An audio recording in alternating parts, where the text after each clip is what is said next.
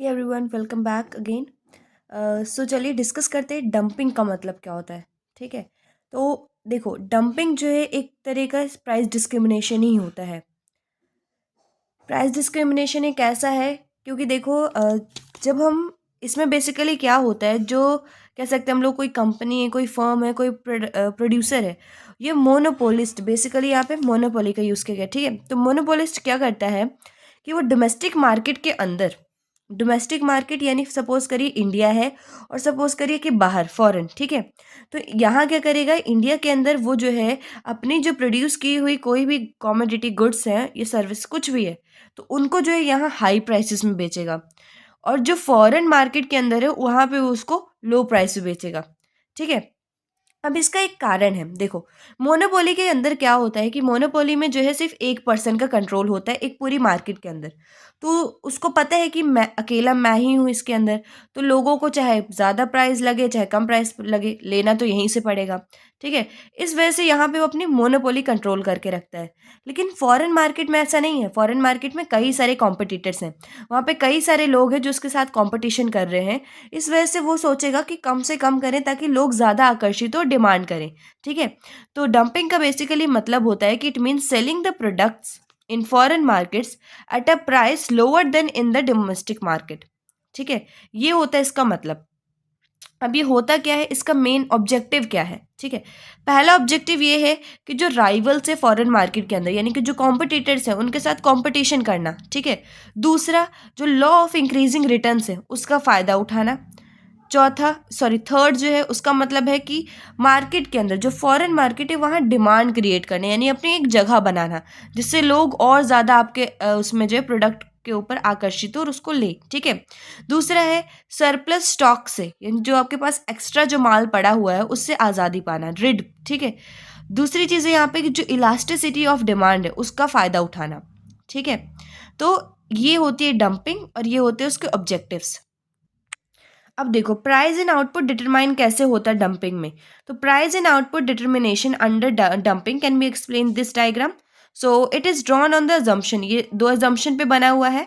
पहला देखो क्या है कि जो मार्केट है वो दो हैं, डोमेस्टिक मार्केट और एक फॉरेन मार्केट।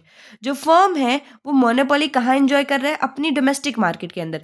लेकिन फॉरेन मार्केट में क्या कर रहा है, वहाँ पे उसको परफेक्ट कॉम्पिटिशन हो रहा है। ठीक है, तो monopolist will be in equilibrium when his profit are maximum. तो मोनोपोलिस्ट कब अपने मतलब संतुलन में, बैलेंस में होगा, जब उसको ज़्यादा प्रॉफिट होगा। So profit will be maximum when his total marginal revenue is equal to total marginal cost. जब उसका टोटल मार्जिनल रेवेन्यू जो है, यानी कि एक्स्ट्रा यूनिट बनाने से एक्स्ट्रा पैसा मिलना, और एक्स्ट्रा यूनिट बनाने में जो एक्स्ट्रा पैसा लगा है, जब वो दोनों बराबर होंगे जिस पॉइंट में, वो पॉइंट पे जो है वो इक्विलिब्रियम के अंदर होगा। ठीक है, तो ये देखिए यहाँ पे इस तरीके से ये डायग्राम बना हुआ है। ठीक है, यहाँ पे ये परफेक्ट कंपटीशन को शो कर रहा है, ये वाली लाइन कि ये डी। ठीक, यहाँ पे जो डब्लू है वो शो कर रहा है आपका यहाँ पे फॉरेन मार्केट, क्योंकि फॉरेन मार्केट में क्या है, फॉरेन मार्केट में जो है परफेक्ट कंपटीशन है, इसलिए ऐसे बना हुआ है। और ये क्या है, आपने देखा होगा जब मोनोपोली में डायग्राम बनाए होंगे तो उसके अंदर हम ये करते, इस चीज़ से हम डिमांड कर्व को शो करते हैं, है ना। तो ये एवरेज रेवेन्यू, ये मार्जिनल रेवेन्यू, यहाँ पे जो है मोनोपोली में दोनों बराबर तो होते नहीं है ना। तो ये जो है यहाँ पे हमें डोमेस्टिक शो कर रहा है, क्योंकि डोमेस्टिक में कैसी है, जो मार्केट है वो मोनोपोली है। ठीक है, तो ये देखो जब यहाँ पे इस पॉइंट, अब ये एम सी यहाँ से कट करेगी यानी मार्जिनल कॉस्ट, तो जिस पॉइंट पे मार्जिनल कॉस्ट जो है मार्जिनल रेवेन्यू के बराबर यहाँ पे जैसे है ना, तो इस पॉइंट पे जो है क्या है, ये पॉइंट जो क्या हो गया, ये कह सकते हैं हम लोग इक्विलिब्रियम पॉइंट आ गया, है ना। इस पॉइंट पे जो है देखो, पीडी हॉरिजॉन्टल लाइन, जो पीडी हॉरिजॉन्टल लाइन है वो क्या है, एवरेज रेवेन्यू कर्व है फॉरेन मार्केट के अंदर, जहाँ पे परफेक्ट कंपटीशन है। इन दिस सिचुएशन जो मार्जिनल रेवेन्यू है वो एवरेज रेवेन्यू के बराबर है यहाँ पे। ठीक है, दूसरा, because of monopoly in the domestic market, लेकिन डोमेस्टिक मार्केट के अंदर मोनोपोली होने की वजह से जो एवरेज रेवेन्यू कर्व है which slopes downward, and marginal revenue curve वो भी डाउनवर्ड जा रही है। ठीक है, so M C refers to marginal cost curve of total output. ठीक है, how much output a monopolist will produce depends on the point where his margin. अब वो कितना कितना प्रोड्यूस करेगा वो डिपेंड करता है कि कब, किस पॉइंट पे जो है, यानी कि on depend on a point where his marginal cost curve cuts the combined marginal revenue curves of domestic and foreign market, ठीक है।